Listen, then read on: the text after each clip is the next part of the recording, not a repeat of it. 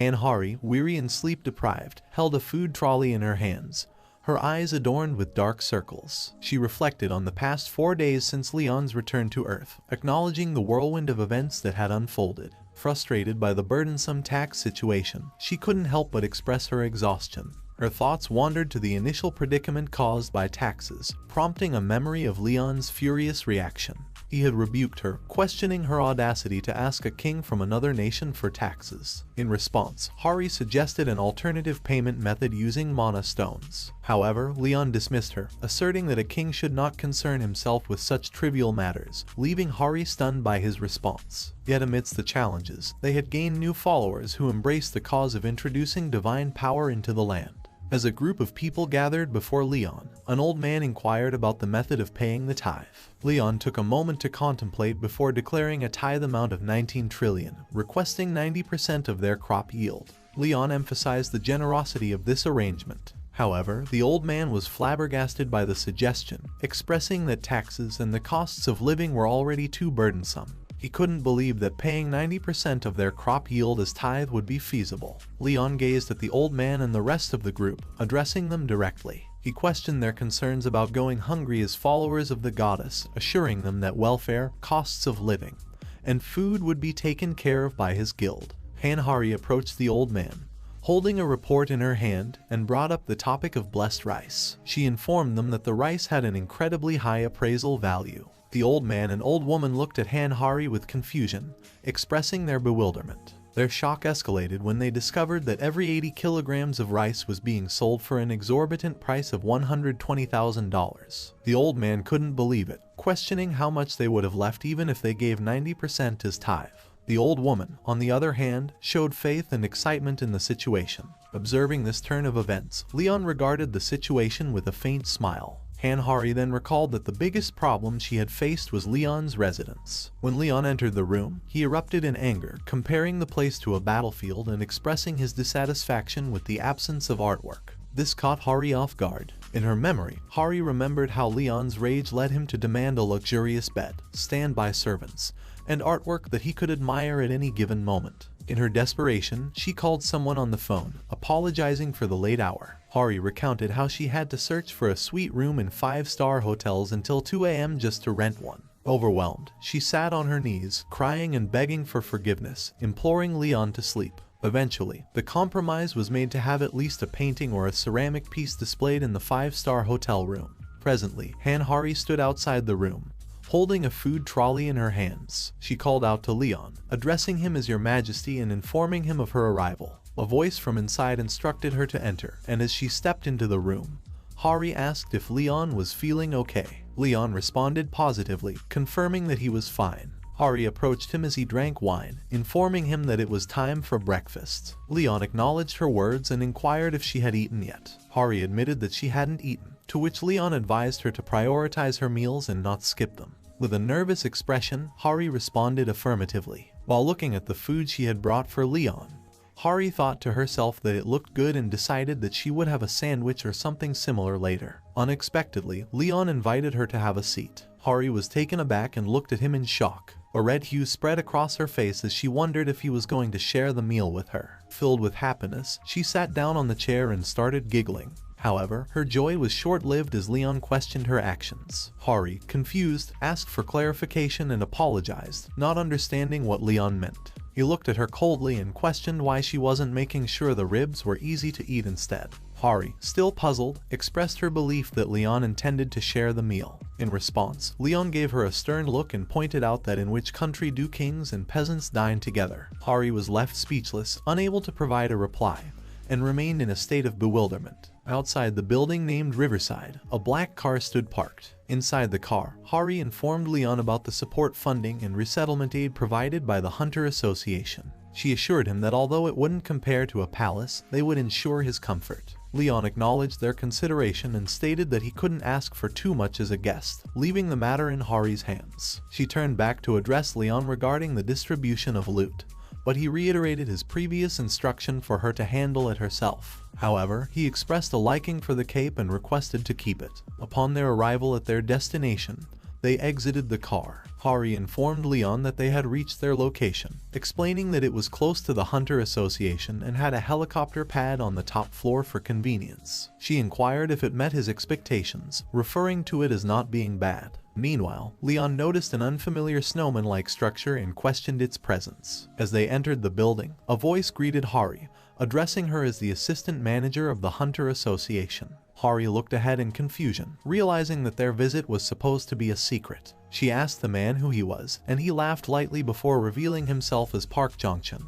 the director of Dujung Group's Food of the Future. Hari repeated the name, recognizing Dujung Group as one of the top 3 keyball groups in the nation. She couldn't help but wonder why the director of such a prominent group was waiting for them. Park Jong-chun then shifted his attention to Leon, acknowledging him as the famous survivor. Hari suspected that he had already known about their arrival. Park Jong-chun extended his hand with a smile, introducing himself to Leon. However, Leon remained motionless, and after a few moments, he looked at Park Jong-chun with disdain, questioning a mere merchant's desire for a handshake. After Hari and Leon arrived in the room, Hari proceeded to explain that the place they were in was provided by the association for a year. She assured Leon that the association would take care of utility and rent expenses, relieving him of any worries. Leon, standing near a window, responded with a non-committal sound. Hari continued, mentioning the availability of room service and cleaning maids for Leon to utilize. She felt relieved, knowing that the information about survivors was top secret, and it was a relief that Leon ignored Director Park Jong-chun's presence,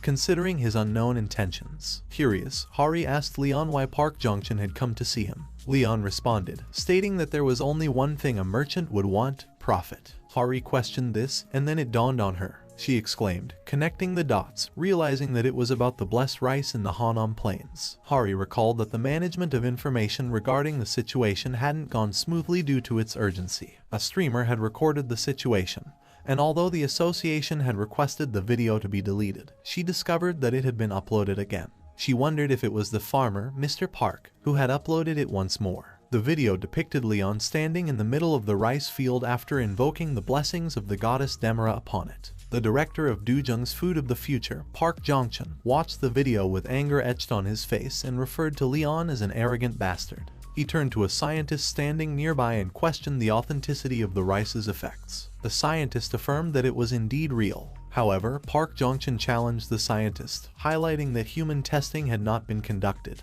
and there was no guarantee that the rice would work on humans just because it had worked on rats. The scientist was left confused and couldn't provide an answer. Just then his secretary interrupted and she informed Park Jong-chun that they had visited the owner of the rice field to gather more information. She revealed that a dying dog had miraculously recovered, and individuals with chronic inflammation and sinus infections experienced immediate relief after consuming the rice. Moreover, various diseases within the village had been cured after people started eating the rice. While human testing data was lacking, the effects were already apparent. Park Jong-chun, wearing a smug smile, acknowledged that the rice did indeed work. However, his expression turned into anger as he recalled Leon's refusal to shake hands with him. He vented his frustration, proclaiming that Leon had the audacity to call him the director of Dujung Group, a mere merchant. The secretary emphasized the need to obtain the rice, emphasizing its limitless power. Park Jong-chun agreed, realizing the significance of acquiring the rice. Filled with rage, Park Jong-chun slammed his hand on the table, expressing his frustration at Leon's perceived arrogance. He believed that Leon thought highly of himself solely because of the rice, and he saw it as a direct challenge to his own status and authority. With an evil smile, Park Jong-chun declared that Leon was just like other survivors who believed that their previous world was the best. Park Jong-chun declared that he would overpower Leon with the culture shock. He took out his phone, determined to take action. After returning to Earth, Leon had set 3 primary goals. Firstly, he aimed to spread faith in divinity. He observed that while there were numerous gods and followers on Earth, what was actually important was that divine power didn't exist. A god was supposed to embrace faith and bestow blessings upon the world, but humans were falling ill, and the lands were becoming contaminated. In order to utilize divine power, Leon believed a new faith was necessary, requiring more people to believe in the new god he represented. Secondly, Leon aimed to reform the Knights Templar. In this world, there was no organization of fighters who wielded divine power. If Leon, as the guardian of the Holy Grail and the king of the Lion Heart, could be considered a demigod, Then the Knights Templar were like saints. They were knights of the gods, capable of using divine power to combat evil and maintain balance and order. Lastly, Leon desired to eliminate all the evil thriving on Earth, recover divine power, and elevate the Knights Templar. He recognized the challenge of finding worthy Knights Templar in the current state of the world but remained undeterred. Fulfilling his duties and restoring order was paramount to him, regardless of the circumstances. As Leon contemplated his goals, Hari interrupted his thoughts, informing him about the official meeting request. Considering the situation, Leon saw no reason to decline the meeting if the necessary procedures had been followed. He nodded in agreement, indicating his willingness to hear them out. Leon remained composed and silent as Park Jong-chun and his men stood before him. Park Jong-chun expressed his gratitude for the meeting, but Leon gave no response and merely observed them with a detached gaze. Internally, Park Jong-chun seethed with anger, but he maintained his composure, realizing that he had to play along for the sake of his business interests. He mentioned bringing a small gift and had his men present a metal box before Leon. Park Jong-chun anticipated Leon's surprise and believed that the luxury item inside the box would captivate him. He expected Leon to be so enamored with it that he would beg Park Jong-chun to become his manager. However, Leon's response was not what he had anticipated. Leon casually stated that since Park Jong-chun had put in the effort, he would accept the gift. This caught Park Jong-chun off guard, and he struggled to control his anger. He thought to himself, perplexed by Leon's attitude, that it seemed as if Leon was doing him a favor by accepting the gift. Trying to maintain his composure, Park Jong-chun forced a smile and suggested that Leon check what the gift was, expressing confidence that Leon would like it. Leon expressed his frustration, remarking that he didn't have the effort to explain etiquette to Park Jong-chun. He turned to Hari and instructed her to open the box. Hari acknowledged the order and approached the box. As she lightly pressed it with her fingers, the box started to open automatically. With a questioning tone, she inquired about the contents of the box. Park Jong-chun proudly revealed that they were the most elite weapons crafted by the master craftsmen of the Dujung group. He offered Leon the freedom to choose whichever weapon he liked from the selection. Hari asked in shock if all these weapons were unique rank items crafted by the master craftsmen of the Dujung group. Park Jong-chun proudly affirmed her statement and said that they were all unique ranked items, the cream of the crop. Park Jong-chun then turned to Leon and said that he had heard that he will be working as a hunter from now on, so these weapons will be a great help to him. Hari, still in shock, confirmed that these were unique ranked weapons crafted by the Dujung group's master craftsmen. She couldn't believe that Park Jong-chun was casually handing out such high-quality weapons, which couldn't even be purchased with money. She recalled only seeing these weapons in YouTube videos when she was a student. However, Leon looked at the weapons and questioned their usefulness, referring to them as low-rank weapons. This statement shocked Park Jong-chun, who exclaimed in disbelief, while Hari questioned Leon's classification of the weapons. Leon clarified his perspective, emphasizing the significance of the star's aura and holy blessings in the art of crafting a superior sword. He implied that the weapons in question were devoid of the essential divine elements. He raised a question regarding Park Jong-chun's approach, wondering if he merely viewed weapons as mere tools for hunting beasts. Park Jong-chun's face was covered in sweat as he struggled to comprehend Leon's words. He wondered if Leon wanted him to dry the swords like one dries peppers out in the sun and offers prayers to them. Leon criticized Park Jong-chun as unfaithful, implying that he lacked the understanding and reverence for divine elements in weapon craftsmanship. Park Jong-chun, flustered, attempted to explain that it was a misunderstanding, desperately trying to salvage the situation. Leon, unimpressed by Park Jong-chun's weapons, sarcastically acknowledged that merchants are bound to show off their items wherever they go. He then retrieved an old sword from a spatial dimension and commented that it was only good enough for killing chickens and cows, but he would try it out. Park Jong-chun was initially shocked by Leon's ability to summon a sword from space, but he then noticed that it was an old sword. He thought that an old sword was all Leon had and questioned if Leon was underestimating his weapons. So he expressed his desire to see what Leon's sword could do, still believing that his own weapons were superior. Park Jong-chun turned to Hari and addressed her as assistant manager Han Hari Nim. He offered her the opportunity to try one of the weapons as well. Hari, surprised by the suggestion, confirmed if Park Jong-chun was referring to her. She looked at Leon for permission and he nodded in affirmation. Hari approached the weapons and selected a sword that she had admired for 4 years. The sword was crafted by the master craftsman Park Jin-cheol and was called Dawn.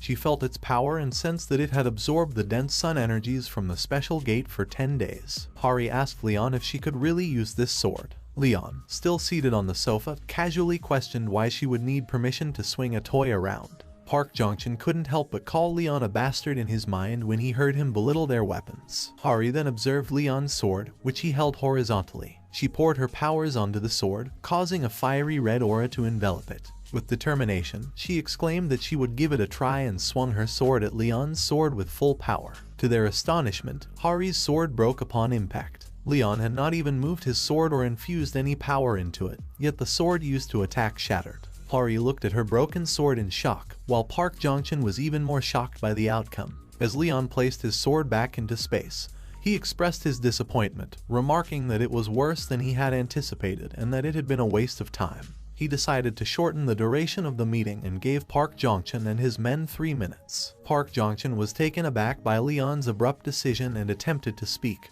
but his thoughts were consumed by disbelief over the fact that Dawn, the strongest weapon of the Dujung group, had shattered. Eventually, he bowed along with his men and expressed his desire to acquire the patent rights for the rice grains. Leon looked at him, puzzled, and asked for clarification. Park Jong-chun explained that they were willing to pay for the rice grains, stating that according to their calculations, it was worth $140 million. However, internally, Park Jong-chun believed that the rice was worth much more. There was no way rice grains that could cure cancer would be valued so low. However, he also speculated that someone like Leon, who he considered a savage, wouldn't comprehend the true value of $140 million.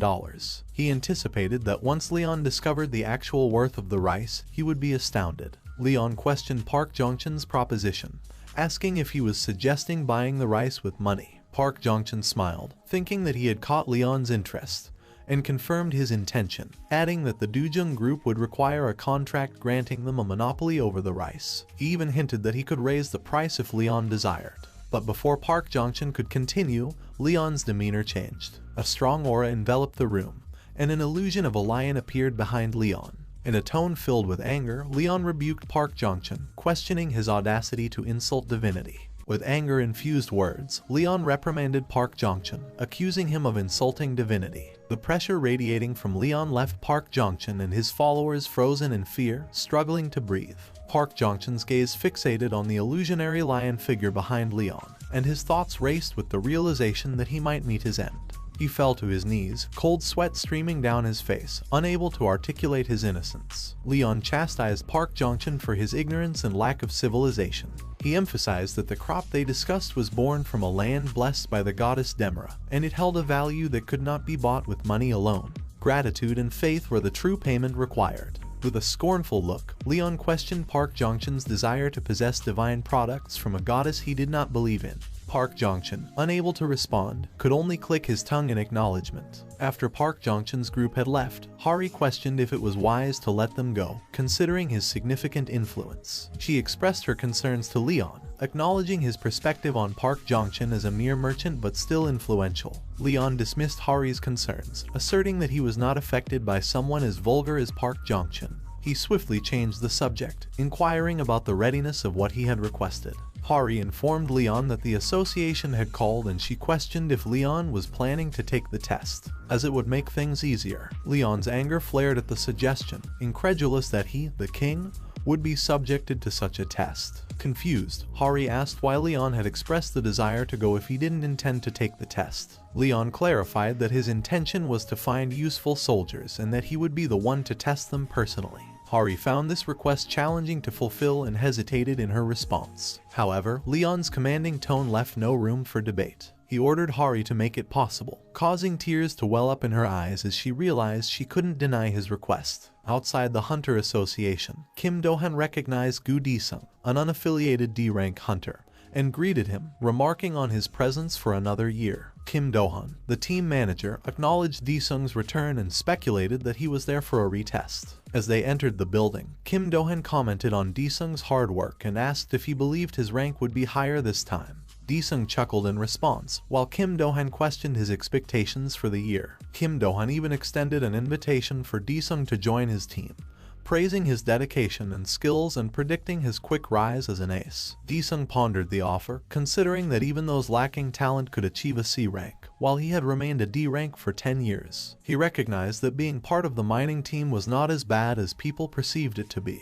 However, Di-sung resolved to continue for a little longer, driven by the need to support his family financially. He aimed to rise to at least a C rank to alleviate the burden he felt. Suddenly, Kim Do-han's expression shifted to surprise as he noticed a foreigner nearby. Di-sung speculated that the foreigner might be European, while Kim Do-han suggested that he could be a foreign laborer from a poorer country in the West. Di-sung observed that the foreigner had a regal appearance. Kim Do-han approached the foreigner, Leon, and initiated a conversation, asking how he was. However, Leon, filled with disdain, looked back at Kim Do-han and retorted, questioning who he thought he was speaking to and referring to him as a peasant. Kim Do-han's spirit seemed to depart from his body upon hearing Leon's disdainful remark, leaving Di-sung in a state of shock with his mouth agape. As Leon continued ahead, Kim Do-han, attempting to regain composure, commented to Di-sung that Leon seemed to have learned Korean in a peculiar manner. Di-sung, still recovering from the encounter, stuttered in agreement. Suddenly, Leon turned back, and his eyes locked with Di-sung's. Di-sung found himself frozen in place,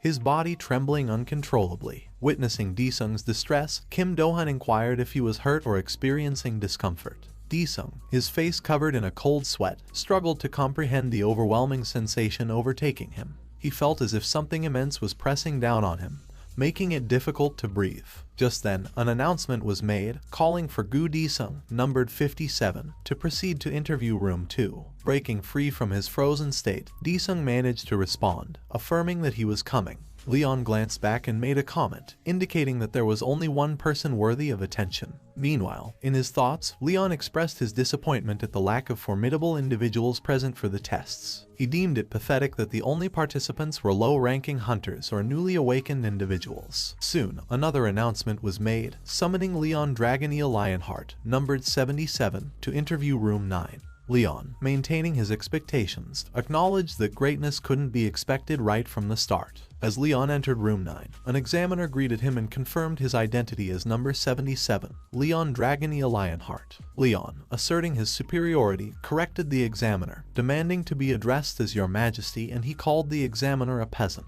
The examiner complied, addressing him as such, pointing to a measuring device in front of them. The examiner requested Leon to place his hand on it for the test. Leon glanced at the device and then at his profile card held by the examiner. With a tone of contempt, he expressed his disdain, calling the examiner a fool. Confused, the examiner apologized, but Leon interrupted, expressing his outrage at a mere peasant attempting to test the honor of a knight. The examiner, attempting to clarify, explained that it was not them but the device that conducted the test. However, Leon dismissed the notion, adamantly asserting that only honorable knights and gods could measure the power of knights. He refused to accept a machine as a valid means of evaluation. Taken aback, the examiner wondered why Leon had come if he rejected the testing process. Leon averted his gaze and revealed that he had come to find useful soldiers, but even the judges present were lacking in his eyes. The examiner silently questioned the audacity of openly seeking recruits in such a manner. Leon was unimpressed and declared his dissatisfaction and inquired about the next test. The examiner informed Leon that there was a test at the gate. Leon acknowledged the information and expressed his belief that real skills are demonstrated through consistent training and realistic situations. He declared his intention to go and observe the test. Internally, the examiner questioned whether Leon meant to participate rather than merely observe.